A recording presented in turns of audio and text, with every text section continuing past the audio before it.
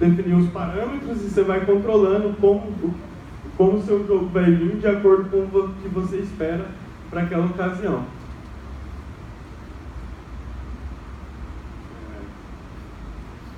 É isso aí.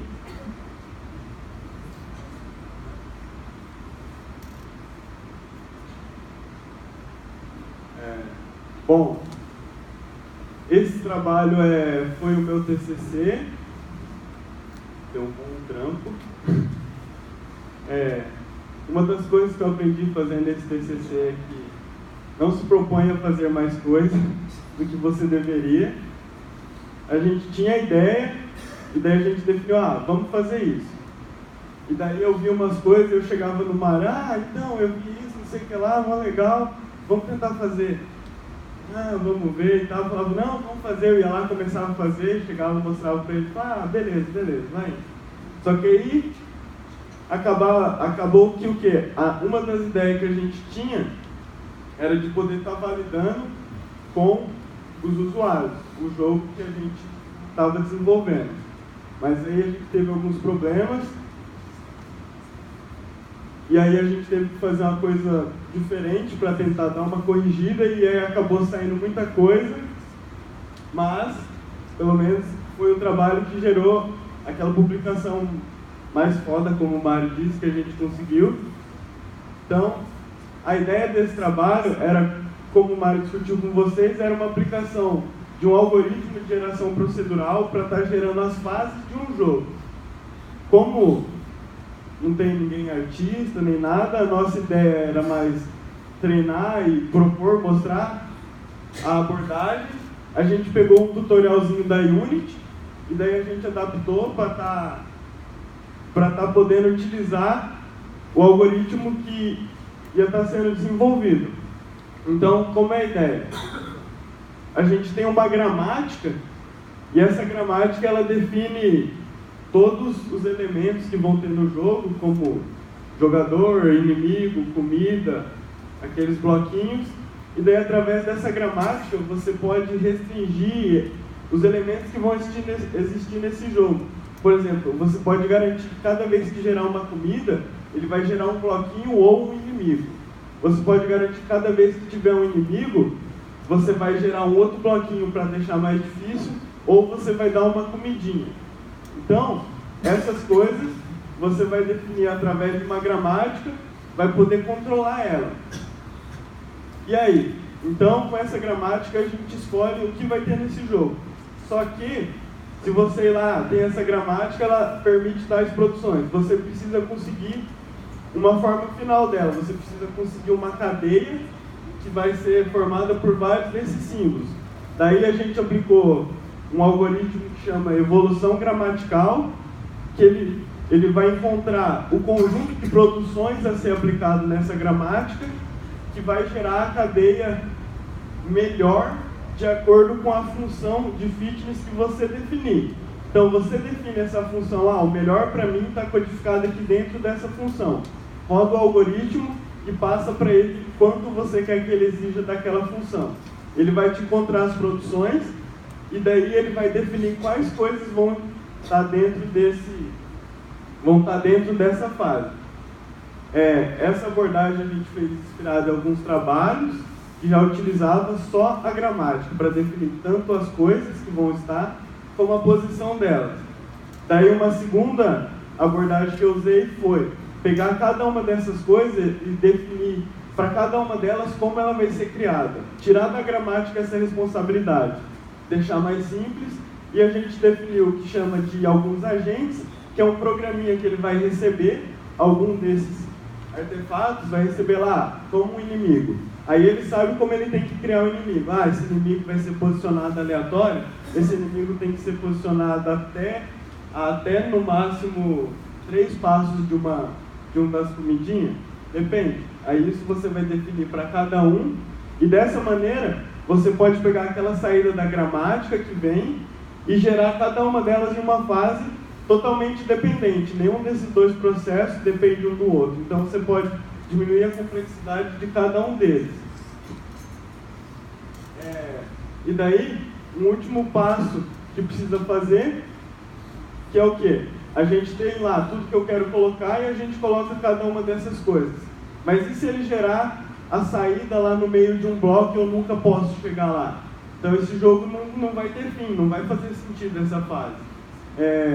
Então, como eu vou ter um algoritmo de geração procedural, vou chegar lá numa desenvolvedora e falar assim, olha, eu tenho esse algoritmo, ele vai deixar o seu desenvolvimento muito mais rápido, seus designers não vão precisar criar fase por fase, e daí o cara, nossa, que legal, vamos usar. Daí ele coloca lá, começa a gerar uns negócios nada a ver, ninguém consegue jogar o jogo dele. Não dá.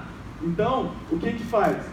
O terceiro passo do algoritmo é o quê? É ele verificar se existe uma saída para esse caso. Eu preciso chegar na saída. Existe um caminho até lá? Se existir essa fase, faz sentido.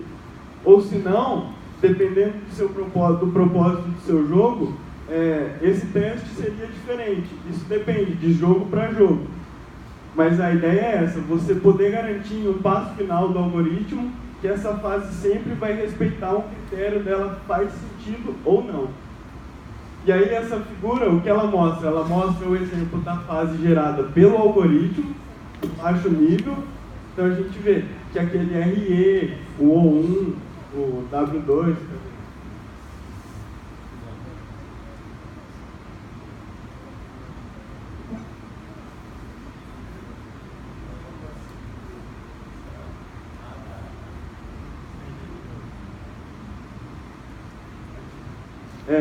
Cada um desses símbolos são os artefatos gerados pela gramática, e daí onde cada um deles foi posicionado foi definido pelo agente que controla ele. E daí a gente só precisa ler cada um desses símbolos e falar, esse símbolo é representado por tal tile, e a gente tem o jogo. Aqui são mais exemplos de fases. Essas fases foram todas geradas com o algoritmo. Você configura tudo lá, você configura a sua gramática, configura os agentes, os parâmetros da geração, e daí cada vez que você roda, ele gera uma fase diferente para você. Aqui é geração procedural composicional para geração dinâmica de fases. Foi a nossa publicação do CONIC ano passado.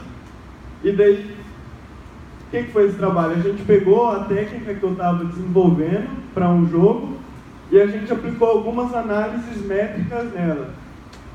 Essas métricas a gente pegou inspirada em um outro trabalho onde eles tinham a proposta de como você analisar um método de geração procedural, e eles mostravam dois exemplos com dois tipos de jogos diferentes. Então era um joguinho bastante parecido com o nosso, no estilo Rug, e daí a gente usou algumas daquelas métricas para julgar a qualidade das fases. Por exemplo, julgar qual é o posicionamento dos inimigos com relação à saída, qual a distância que eles estão, e calcular em formas matemáticas para você poder julgar essa fase e você comparar o efeito dos parâmetros nela. Eu quero que essa fase fique mais difícil, eu quero que essa fase fique mais fácil. Então, através dessas métricas, a gente vai avaliando e vai tendo uma resposta se o algoritmo responde da maneira esperada nos parâmetros. Eu tenho esse parâmetro que é para deixar a fase mais difícil. Então, eu tenho que testar e ver se isso corresponde.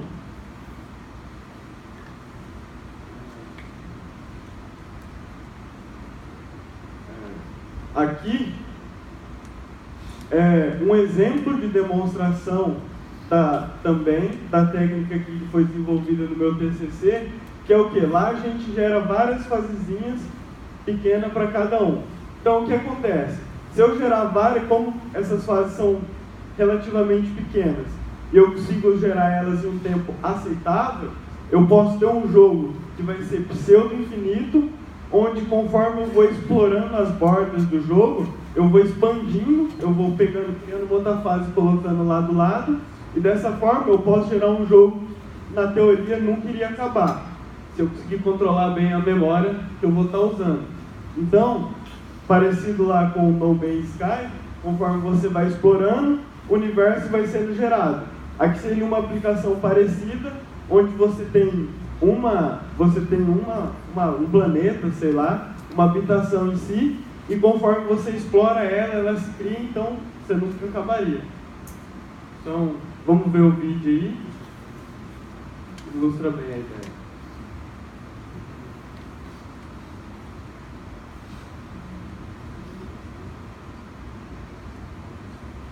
Então lá, a gente vê, está um pouco pequeno, mas aqui está o carinha, conforme ele vai expandindo, ele vai andando, ó, ele vai fugindo dos inimigos, e daí as fases vão sendo geradas e vão cobrindo ao redor daquele mapa onde ele está.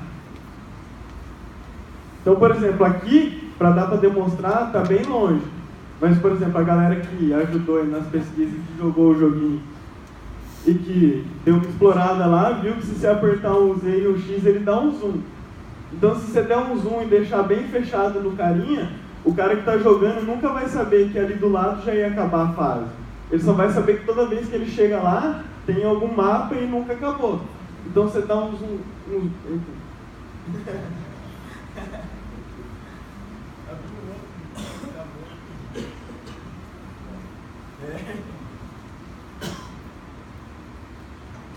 Então, ali, se você dá um zoom no jogador e deixa o espaço dele suficientemente reduzido, ele nunca vai saber que as fases estão sendo colocadas uma do lado da outra e vai parecer só que é um jogo realmente infinito. Esse trabalho aí a gente não publicou, a gente não fez pesquisa nenhuma sobre ele. Galerinha do TCC ano que vem aí, que se interessar, quiser meter a cara, é um negócio da hora. Quem não curte implementar não precisa, relativamente não, precisa só deixar mais aceitável, mas é isso aí.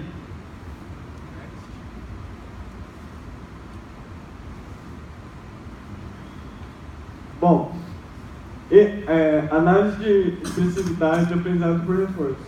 Bom, essa foi a nossa publicação no EAI, que do ano que vem, do ano passado, a gente publicou apenas um resumo desse trabalho. A motivação desse trabalho foi o quê? No meu TCC, eu fiz lá o gerador de fases, eu criava várias fases. Só que, para fazer teste com humanos, a gente precisa, para colocar no TCC, precisa da validação do curso humano, do RCC. E daí a gente mandou e-mail, eles responderam, falaram que precisavam mandar um questionário e tal. Aí a gente mandou, não tivemos resposta. E aí a gente ficou sem saber o que fazer. Qual foi a abordagem? Na literatura, vários trabalhos por esse problema, o que eles optam a fazer? A criar inteligências artificiais que jogam o jogo para que elas possam jogar aquele jogo. Então, o que eu fiz? Eu implementei um algoritmo de aprendizado por reforço, onde você joga o carinha lá na fase e ele começa a se mexer de qualquer maneira, completamente aleatório. E cada movimento que ele faz, ele vai abstraindo informações daquele ambiente. Ah, eu estava aqui, eu mexi para a esquerda, eu tomei um pau. Tinha um inimigo lá em volta. Eu estava aqui, eu mexi para a direita, eu perdi uma vida, mas eu comi uma comida. Bom, beleza. Então, o cara vai explorando dessa forma, e ele vai aprendendo quão importante é cada uma das características que você tem no ambiente. Igual os professores comentaram nas outras aulas lá. Como você avalia o perfil de um usuário do Facebook, você vai avaliar a frequência das postagens dele, por exemplo. Então, isso é uma característica daquele ambiente. No joguinho, qual é uma característica do ambiente? Ah, quanto que vai me custar para eu chegar na saída? Quanto que vai me custar para eu chegar em uma comida? Quanto que vai me custar para eu chegar em um inimigo? Tem algum inimigo em volta de mim? Então, são características como essa, em que ele vai lá abstraindo cada um desses. Então, o que eu fiz? Eu criei vários conjuntos de características diferentes, coloquei eles para treinar e usei cada um deles para estar avaliando as fases geradas. Por quê? Dessa maneira, eu consegui colocar todos eles para jogar em fases iguais, onde eu queria que essas fases, conforme ia aumentando o índice delas, elas se tornassem mais difíceis. E daí, usando esses agentes, eu consegui mostrar que para todos eles, as fases ficaram mais difíceis. Para uns mais, para outros menos. Mas, como se fosse um jogador, para alguns iam ser mais fáceis, para alguns ia ser mais difícil. Então, o que eu implementei foi um agente que sabia, que aprendia como jogar e que jogava sozinho. Mas aí, vamos ver uns vídeos agora. Aí a gente vai ver que, apesar deles serem inteligentes, não era o melhor que tinha. tinha algumas limitações.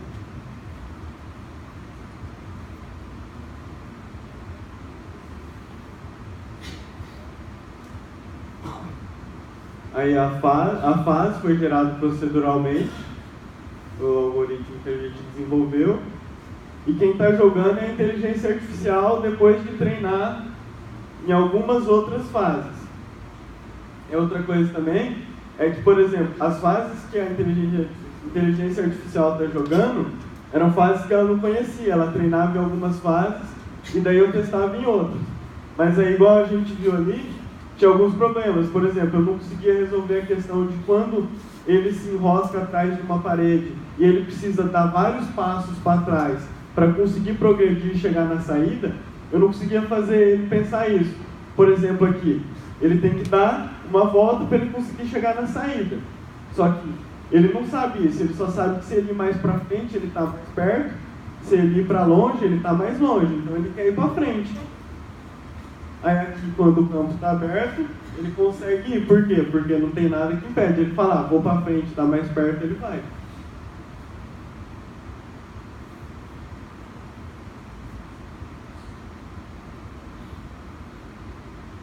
Aí aqui também era uma outra limitação, que como ele buscava qual é a distância mais próxima da saída, mesmo que tenha lá um monte de graminha, um monte de terra, de galho lá no meio, ele passava por lá em vez de dar a volta e passar por o caminho que está aberto. Porque no julgamento da distância, a distância das posições não é influenciada por nada que está ali no meio, ele não está levando em consideração.